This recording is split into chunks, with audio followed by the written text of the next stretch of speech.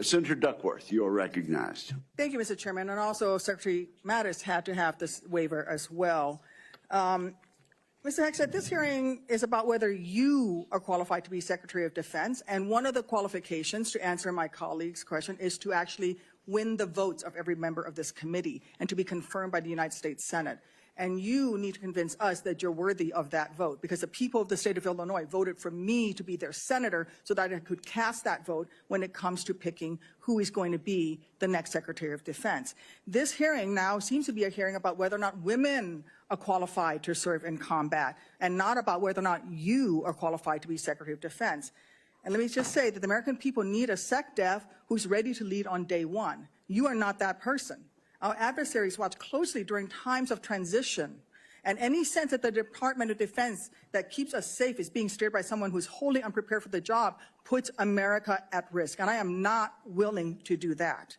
With that in mind, Mr. Hegseth, I want you to try to explain to the American people, this committee, who have to vote for you, and to our troops who are deployed around the world, why you are qualified to lead the Department of Defense. We already know that you've only led the largest, a 200-person organization. We already know that you so badly mangled a budget that after you left, they had to bring in a forensic accountant to figure out what went wrong, and that the largest budget you ever managed was about $18 billion. You know, that is about 51,560 times lower than the Department of Defense budget of $825 billion. $16 million is 51,568 times smaller than the defense budget. Please describe to me, Mr. Hegseth, you talk about DOD passing an audit. Please describe to me a time or an organization when that you led underwent an audit, because you say you're going to hire smarter people than you to run this audit. I'm not asking you to be an accountant. I want you to be able to tell me what kind of guidance will be given to those employees, what will happen whether or not you pass that audit. Have you led an audit of any organization, yes or no? I don't want a long answer, yes or no. Have you led an audit of any organization of which you were in charge? Senator, in both of the organizations I ran, we were always completely fiscally responsible. Yes or no, did you lead an audit? And the way yes my or no, has did you lead an audit? Stated, yes or no? What are you afraid of? You can't answer this question. Yes or no, did you lead an audit? Do you not know this answer? Senator, yes every part no? of my leadership yes of these organizations yes has or been no, misrepresented. I will take that as a no. What were the findings? So there were no findings because you've never led an audit. What guidance did you give the auditors? None, because you've never led an audit. Nobody expects you to be an accountant, Mr. Hegseth. We expect is for you to understand the complexity of this Pentagon budget process that is absolutely necessary to outfit our warfighters. Look, the Secretary of Defense is required to make quick decisions every single day that, well, with high-level information that's being provided for them.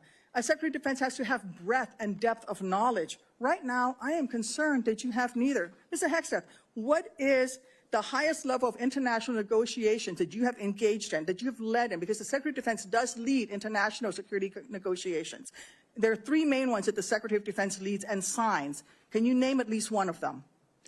Could you repeat the question, Senator? Sure. What is the highest level of international security agreement that you have led? And can you name some that the Secretary of Defense would lead? There are three main ones. Do you know? I have not been involved in international security arrangements because I have not been in government other than serving in the military. So my job has been to no. The lead answer is men no. and Can you women name in one of the combat. three main ones that the Secretary of Defense Talking about defense signs? arrangements, I mean, NATO might be one that you're referring to.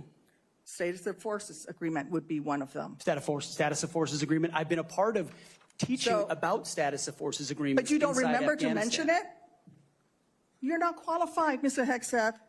You're not qualified. You talk about repairing our defense industrial complex. You're not qualified to that. You could do acquisition and cross-servicing agreements, which essentially are security agreements. You can't even mention that. You've done none of those. You talked about the Indo-Pacific a little bit, and I'm glad that you mentioned it. Can you name the importance of at least one of the nations in the ASEAN, and what type of agreement we have with at least one of those nations? And how many nations are in ASEAN, by the way?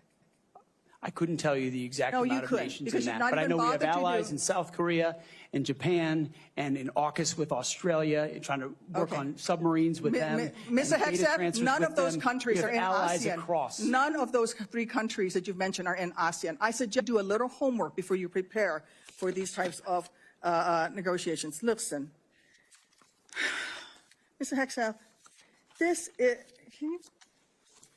we ask our troops to go into harm's way all the time. We ask them to go into harm's way. And this behind me is a copy of the Soldier's Creed, a copy that usually hangs over my desk here in the Senate, and you should be familiar with it. It's the same copy that hung over my desk at Walter Reed every single day that I woke up and fought my way back because I wanted to go back and serve next to my buddies who'd saved my life. This same copy, these words are repeated over and over and over again. And let me read out two things to you, two sentences. I will always place the mission first, and I am disciplined, physically and mentally tough, trained and proficient in my warrior task. Mr. Hegseth, our troops follow these words every single day, and they man up and they pack their rucksacks and they go to war. And they deserve a leader who can lead them, not a leader who wants to lower the standards for himself or raising the standards for other people. And by the way, our troops already meet the standards. We ask troops to man that ship, fight that fire, fly that helicopter until their very last breath. And they do that every single day. They cannot be led by someone who's not competent to do the job. How can we ask these warriors to train and perform the absolute highest standards when you are asking us to lower the standards to make you the Secretary of Defense simply because you are buddies with our President-elect? And by the way, he has filed for bankruptcy 6 times. I'm not quite sure he's the kind of CEO you want to refer to as a successful businessman. Let me make it clear. You can't seem to grasp that there is no U.S. military as we know it without the incredible women that we serve. Women who've earned their place in their units.